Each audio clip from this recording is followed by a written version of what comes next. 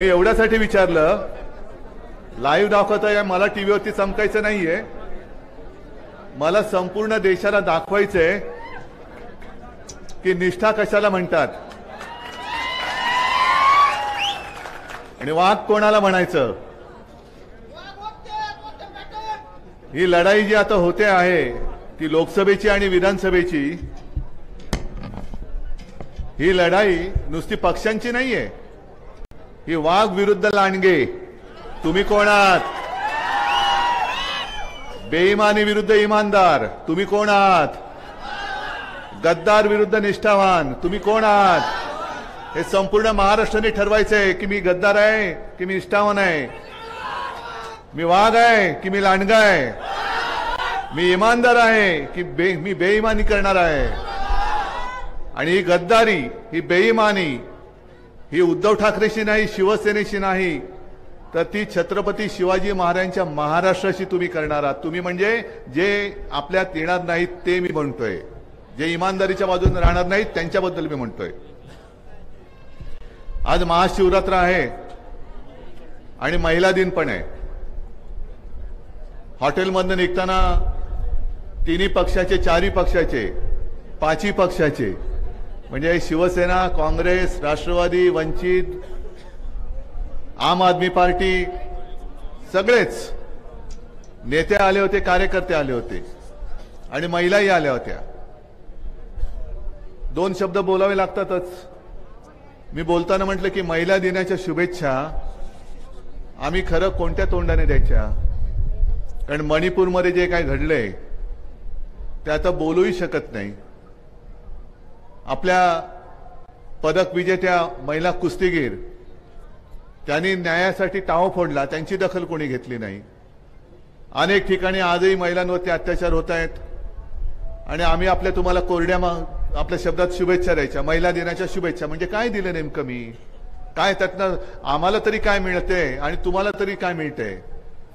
म्हणून मी आज केवळ राज्यातल्याच नव्हे तर तमाम आपल्या देशातल्या तमाम माझ्या माता भगिनींना हात जोडून विनंती करतोय. काल तुळजाभवानीचं मी दर्शन घेतलं.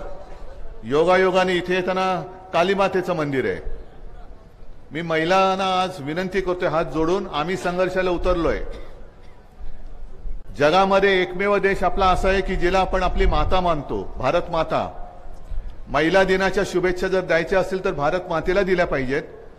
आणि त्या शुभेच्छा देताना आपण सगळ्यांनी आणि विशेष करून महिला माता भगिनींनी, आता तुम्ही नुसत्या शुभेच्छा घेऊ नका, तुम्ही आता महिषासूर मर्दिनीचं रूप धारण करा, तुम्ही काली मातेचं रूप धारण करा. आणि जो हुकुमशाह, जी हुकुमशाही माझ्या भारत मातेला गिळायला निघाले, त्या हुकुमशाह सुराचा, नवीन महिषासूर असतो तसा हुकुमशाह सूर, त्याला खतम करा. तर आणि तरच महिला दिनाच्या काहीतरी शुभेच्छा आपण एकमेकाला, म्हणजे आम्ही भाऊ म्हणून तुम्हाला आणि तुम्ही माता भगिनी म्हणून आम्हाला आशीर्वाद तुम्ही देऊ शकाल. नाहीतर काय उपयोग आहे त्याचा? जसं ओमराजे तुम्ही बोलत होतात, कैलास तुम्ही बोलत होतात, आणि कैलास तुम्ही तुमची आता मस्करी नाही करत, पण अध्यक्ष महोदय ही बोलायची सवय सोडू नका, कारण उद्या पण तुम्हाला ते बोलायचंच आहे, वर्षानुवर्ष बोलायचं आहे.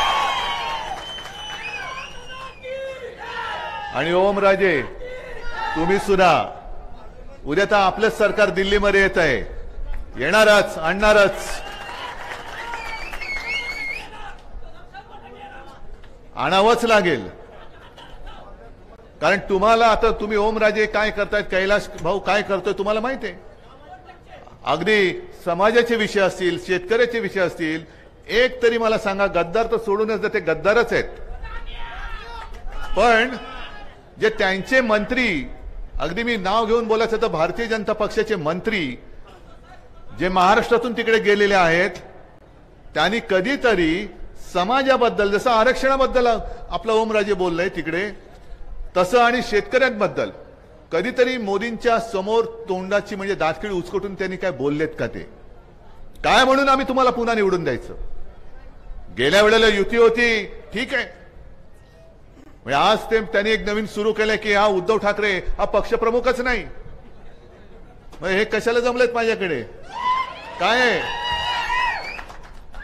जा अमित शहाना विचारा, काल परवाकडे येऊन गेले, बोलवा त्यांना इकडे. आणि इथे मुलं बाळे बसले तिथपासून अगदी माझ्या आजोबांच्या वयाचे सुद्धा कोण असतील त्यांना विचारा, शिवसेना कोणाची आणि पक्षप्रमुख कोण विचारा. पण ज्या गृहमंत्र्याला, देशाच्या गृहमंत्र्याला छत्रपती संभाजीनगर आणि धाराशिव हे नामांतर कोणी केलं हे माहिती नाही, ते म्हणे आम्ही केलं. 10 वर्ष आम्ही तुमच्या सोबत होतो. देवेंद्र फडणवीस मुख्यमंत्री होते तेव्हाही आम्ही तुमच्या सोबत होतो. का नाही केलं तेव्हा तुम्ही नामांतर?